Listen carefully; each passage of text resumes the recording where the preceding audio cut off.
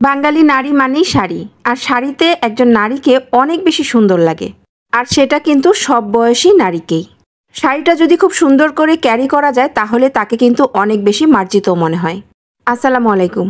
আজকের ভিডিওতে রোদসির পরা খুব সুন্দর দুইটা শাড়ির রিভিউ আপনাদের সাথে শেয়ার করব। তবে তার আগে চলুন সকালের নাস্তাটা সেরে নিই। শুক্রবার দিন সকালবেলা সকালের নাস্তায় আমার রুটি ছিল না। আমি তো সাধারণত বেশি করে রুটি বানিয়ে ফ্রোজেন করে রাখি। তো আজকেও অনেকগুলো রুটি বানানো হয়েছে, আর বানানোর পর এটা একটু হালকা ছেঁকে নেওয়া হয়েছে এপাশ ওপাশ। এরপর এই তো আমি ডাইনিং টেবিলে একটা পরিষ্কার কাপড় বিছিয়ে তার উপরে রুটিগুলো ছড়িয়ে দিচ্ছি। এরপর একটু উল্টে পাল্টে একদম ঠিকঠাক মতো ঠান্ডা করেও নিচ্ছি। এই রুটিগুলো হচ্ছে আমি আজকে ফ্রোজেন করব। এখানে যতগুলো রুটি বানানো হয়েছে একদম 5-7 দিন অনায়াসে আমার চলে যাবে। যাই হোক, প্রত্যেকটা রুটি ঠান্ডা হয়ে গেলে এখন আমার রুটি রাখার যে বক্সটা আছে এটার মধ্যে একটা টিস্যু বিছিয়ে নিয়েছি। এরপর সবগুলো রুটি রেখে যাব। ঠিকঠাক মতো ঠান্ডা না করলে কিন্তু হালকা গরম থাকলেও এই বক্সের ভিতরে রুটিটা ঘেমে যাবে।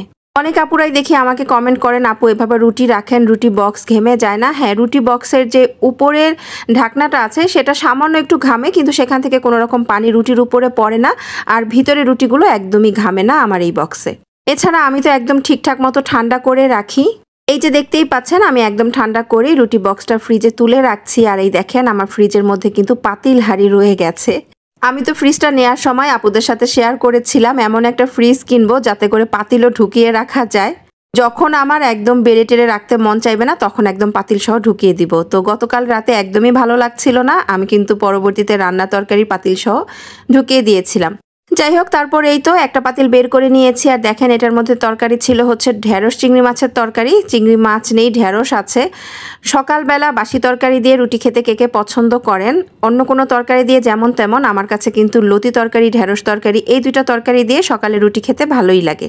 তো আমি এখন ঢেঁড়সটা একটু গরম করে নিয়েছি, এটা দিয়ে রুটি খেতে কিন্তু রোদসিও পছন্দ করবে। আর এরপর হলো সকালের নাস্তায় যে চাটা, সেই চাটাও তৈরি করে ফেলেছি। আর চা তৈরি হয়ে গেলে এখন হচ্ছে রুটি ভেজে নিব।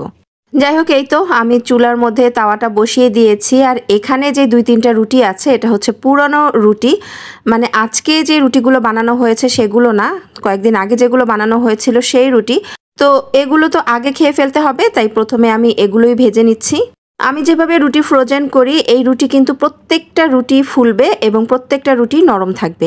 অনেকেই বলে যে বেশ কয়েকদিন রাখার পর রুটিটা শক্ত হয়ে যায়, এমন কিন্তু না। 5-7 দিন আমি যেই কয়দিনই রাখি না কেন একদম লাস্ট রুটিটা পর্যন্ত ফুলবে এবং নরম থাকবে।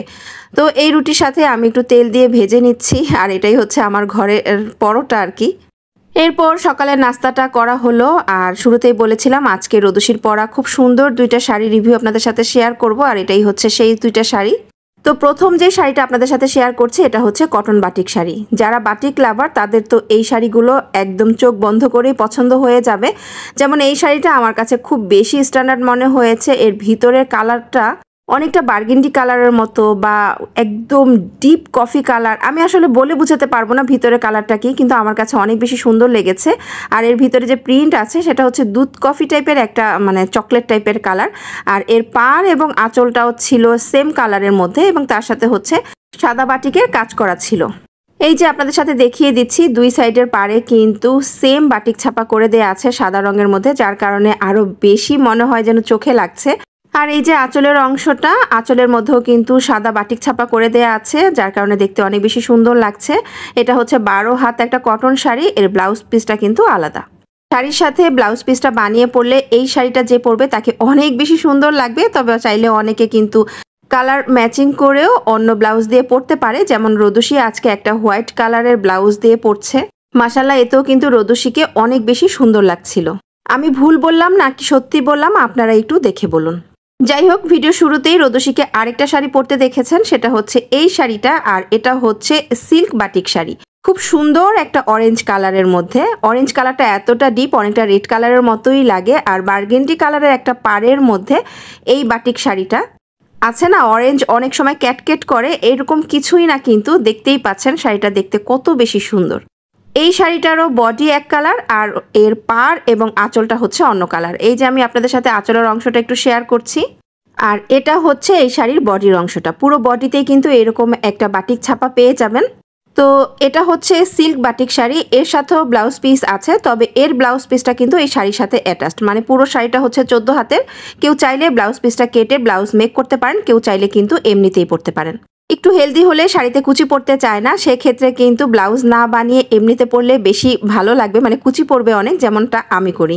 যাই হোক, সেদিন কিন্তু রোদসী এই শাড়িটাও পরেছিল, আর মাশাল্লাহ এই শাড়িতেও রোদসীকে অনেক বেশি সুন্দর লাগছিল। আবারও সেম কথাই বলছি, সুন্দর লাগছে কি লাগছে না সেটা কিন্তু আপনারা দেখেই বুঝতে পারছেন।